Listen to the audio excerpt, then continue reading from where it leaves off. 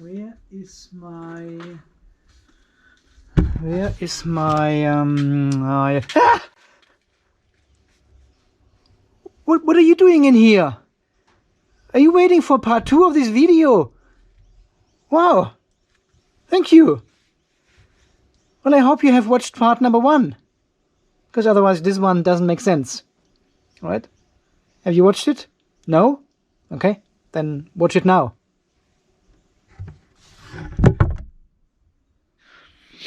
Okay, so we talked also about solutions yesterday. Not only about what is allowed and what not. We had a look at the map here of the premise. And I explained, well, this is how it looks like. This is where the power comes in from the road. This is my meter box outside. This is where the house is. This is all connected in a chain, in a series connection, basically. So there might be an idea. Looking at this diagram, this explains it pretty well. And he said, well, what you can do is you can take off the solar of your house and the inverter and install this system on your garage. So you're feeding in directly here to the meter box into the grid. This would then free up our 2 phases and the neutral to the house. And I can connect the house to the off-grid system. If the power here is not sufficient, I can turn on a charger and charge from the grid or from this solar the batteries and supply power to the house. We're taking all these 27 beautiful solar panels off, plus the grid inverter which sits there, and put this all here on top of the garage. Yeah, there's enough space. We put this here on top of it, done.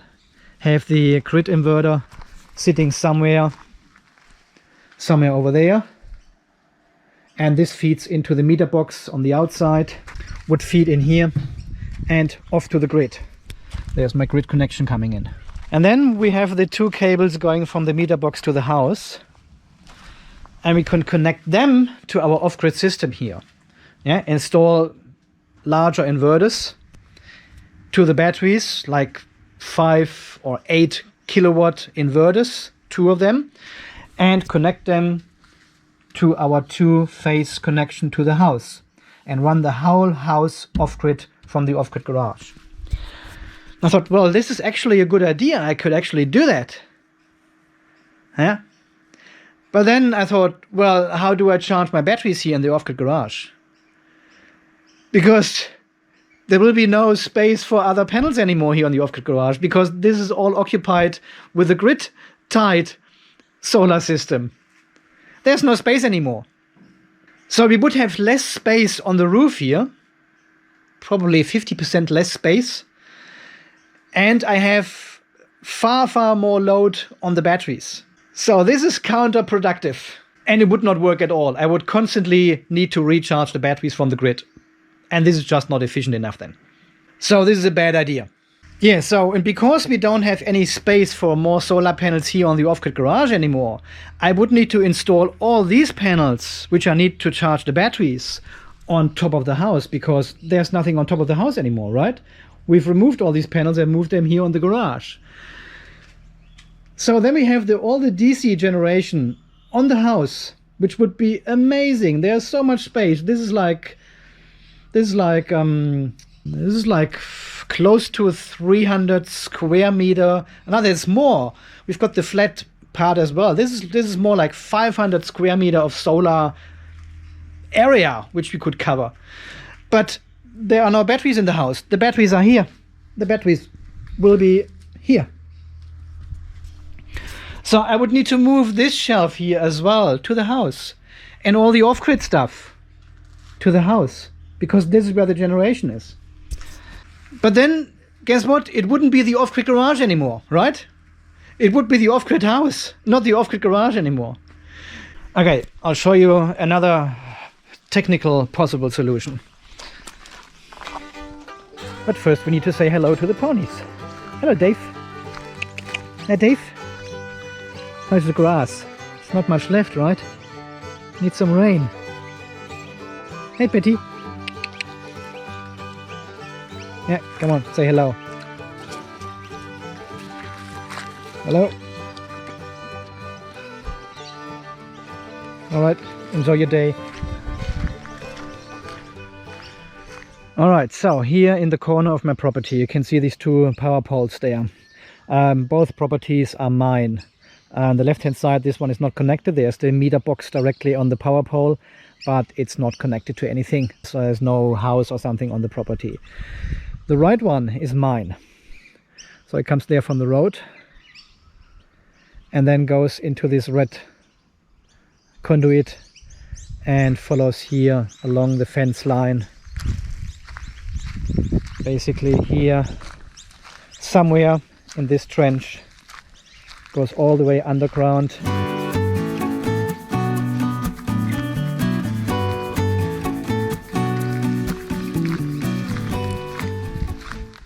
I think roughly, I have no idea, but I think it goes then from here to the meter box in an angle. When I put the drainage pipe in there next to the garage, I could actually see the conduit going straight down, and then there was a bend and it pointed more in this direction, so it doesn't go straight with the garage, it goes a little bit in an angle over here. So here somewhere is the power line going, and then here along the fence line all the way to the front.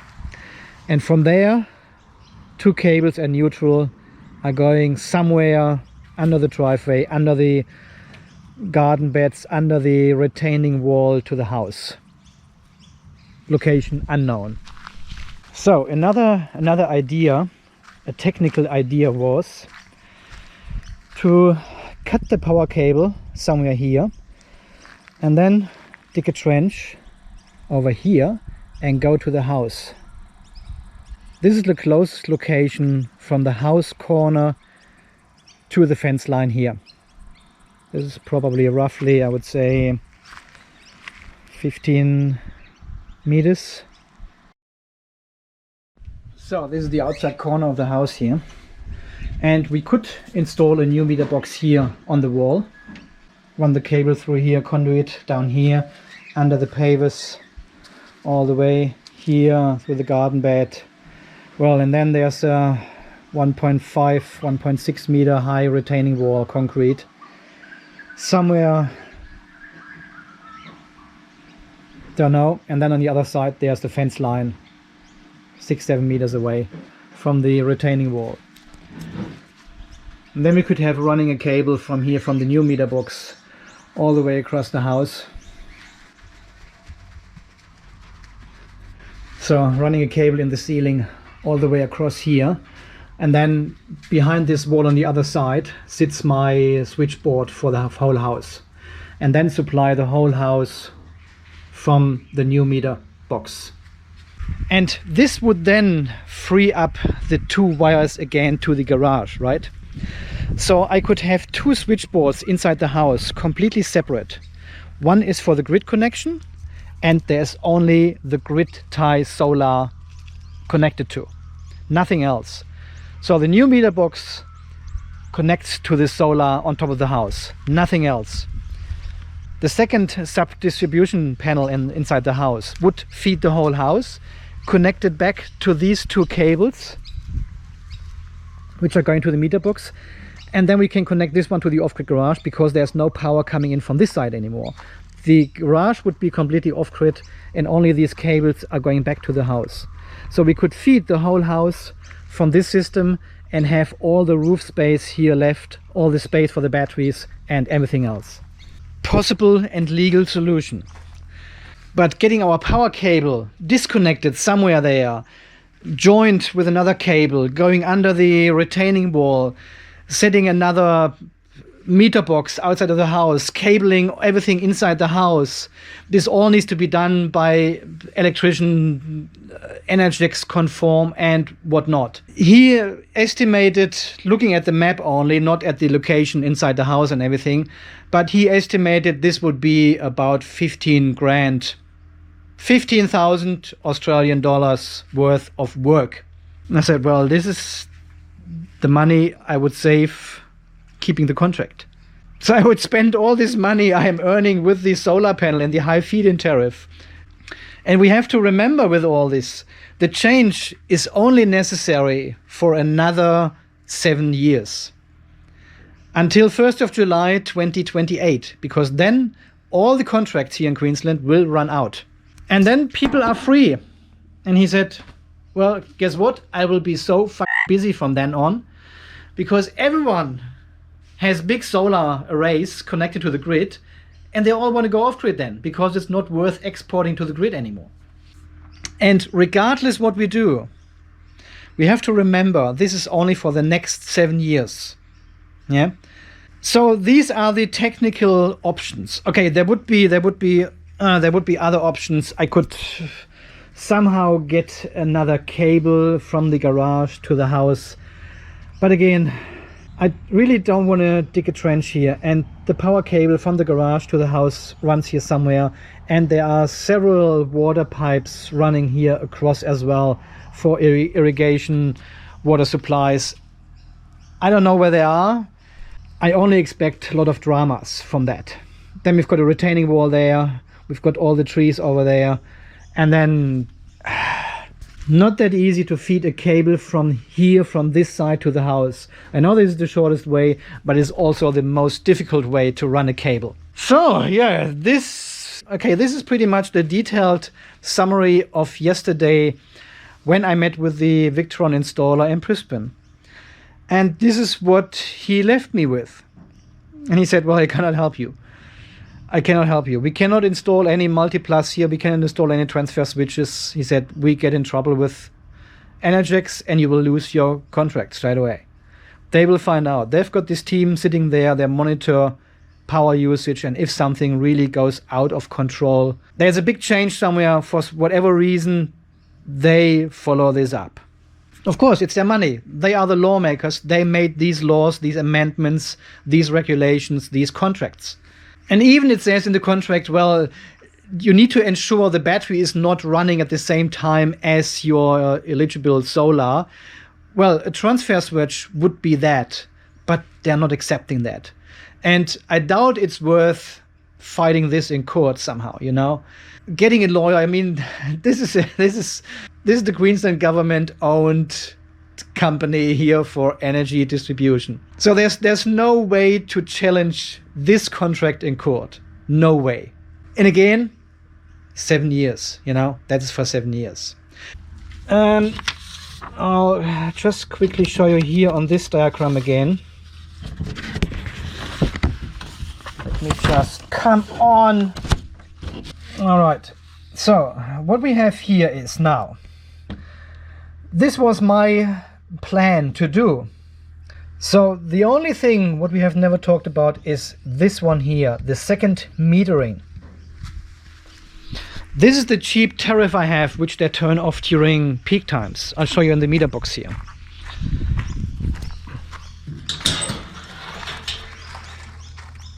I know this is an old meter box, but these are only the pre-fuses here. There's proper RCD MCBs inside the house.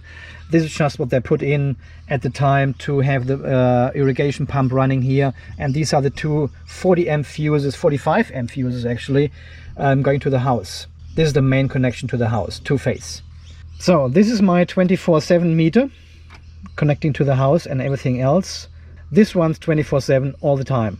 Unless we have a power outage with a thunderstorm or something, or they are doing some maintenance work, which they did once in the last 10 years. Then you can see here's a second meter, and this is the meter for the cheaper tariff. This one is 21.7 cents, I think, per kilowatt hour I'm paying. This one is 17.1 cents per kilowatt hour. Yeah, this is the cheaper tariff. And this is the relay they are using for controlling this circuit. So they can turn this relay remotely on and off, and it will disable this meter and the circuit. This cheaper tariff is only allowed to be used for certain loads, non-essential loads. Pool pumps, electric hot water systems, I think air conditions as well, and electric vehicle charging. So basically, if they turn off the power, you still have power in your house, you still can cook, you still have your oven, your fridge, your freezer, everything is still running, but the non-essential loads are being turned off during peak times. Big loads, yeah, electric hot water, pool pump, that's a 1 kilowatt pool pump running for hours, electric vehicle charging, yeah, huge load. So they can turn this off to stabilize the grid, to make sure there's no problem with load distribution inside the grid. Makes totally sense, and it's totally fine as it is. So what I can do is now, because this one is not affected from any solar, any stuff like this, I've got the hot water, the pool, and the EV charging connected to it. We can take this off and connect this to our off-grid system here. Whenever the battery is full, we turn on hot water system. Whenever the battery is full, we turn on the pool pump. Whenever the battery is full, we start the electric vehicle charging. Yeah, excess power not stored in the battery going into these systems. But again here, I cannot use a transfer switch. This would be considered a grid connection, and I'm connecting my batteries then to the grid. So it can only be done if I completely disconnect these loads from this cheaper circuit and put them on my off-grid system. And I probably would start with the pool pump, because the pool pump is running more often in summertime when it's hot. Then I need more circulation inside the pool. And this is the time when I have more solar. Yeah, that fits perfectly. Winter time, I changed the timer settings in the pool pump, and it runs only for 3 or 4 hours a day. The electric hot water system is the opposite. You are using more hot water in winter time. You're having hotter showers. You're using more hot water. In summertime, we are using basically nothing. So even I charge up my hot water system then in summertime, because we've got so much solar, so much energy. It wouldn't make sense in this case. I could still do that, of course, because, well, it still uses energy then to heat up the water and everything. But I usually have turned it off, and I turn it on only for 2 hours every 2 days or something. Well, I could still do this from the off-grid system then. It will still save me a little bit of money then. Well, and then we've got the Tesla charging, of course. There are several solutions out there where you can tap into your solar system, and the charging speed of your electric vehicle will change accordingly to what is available from your solar panels. And I have already purchased gear a long time ago to connect a second vehicle charger in the carport here. So I would like to have one charger connected still to the grid, and then the other one is off-grid. And I use the off-grid charger whenever excess energy is there, and use the grid charger when I haven't got enough power in wintertime, cloudy weather, whatever, batteries are not full enough. So I've got the option where to plug in the car, basically, then. Yeah, guys, I know this is a lot of talking, and this is a lot of personal sharing my situation here, and it's not adaptable to most of you. Some of you are living in Queensland here as well, and they have the high feed-in tariff as well, and they may look into these solutions as well, or into what I'm doing here in the off-grid garage now. But this is certainly not something which is adaptable to any other region here on this planet. But this is just what it is, and I'm sharing the information here because I started the conversation with you about this, and I just want to continue doing this because, well, it makes the whole story round now, right?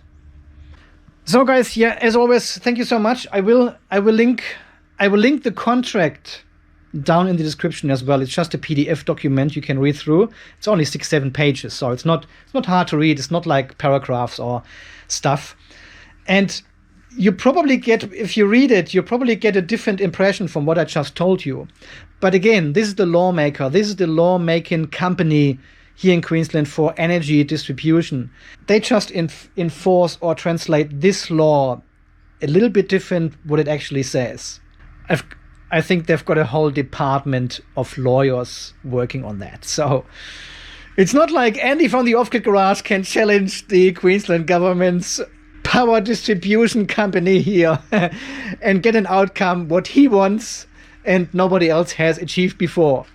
So this is just what it is. This is what we have to live with. This is like shading on your roof. This is like orientation of the garage is not optimal to north, facing the sun. This is just an east and west roof. This is just what it is. These are the restraints. This is the whole framework of what you have to work in. Most people don't have optimal locations for their solar. There's always some kind of shading in summer and winter time, whatever, from buildings, from mountains, from trees, whatever. And this is just what it is. And I think this is especially makes it interesting to build up the system around this and make it still work for you. Of course, I could get a company in and pay them $15,000, $20,000 here and cut down all the trees around us here. But what a madness. We bought this property. It's in a forest here because of the trees, because of the nature. That would make no sense at all. 0 sense. There would be total madness. And the same as I just said with all the other stuff you cannot change. It is what it is. Sure, if you have the perfect orientation of your roof, no shading at all, you're putting Victron smart lithium batteries inside, get an installer to cable everything, get this all up and running, put a battery on BMS in there or whatever, connect this all and done. That's it. That's basically it. There would be no interesting videos being made about this. Nothing. No challenges. No thinking about a solution. It would just work, you know? You plug it all in, it works, done. How do you make videos about that? That's like making videos about a Tesla supercharging, you know? This is just stupid because it just works. So anyway, guys, this is what we are up to at the moment. Yeah, leave your comments down below. Maybe someone of you has got a brilliant idea. I know it wouldn't be the first time I'm picking up ideas from the comment section down there. You know, we all have the super brain. We can make things work. We can figure something out. And maybe someone has got a good idea to work around this to make it work. Yeah, guys, and I would say until the next video is coming out here on the channel, you stay charged and safe. And thank you so much for watching and all your donations, all your help, all your support here on the channel. Alright guys, then yeah, see you on the next one. Bye bye.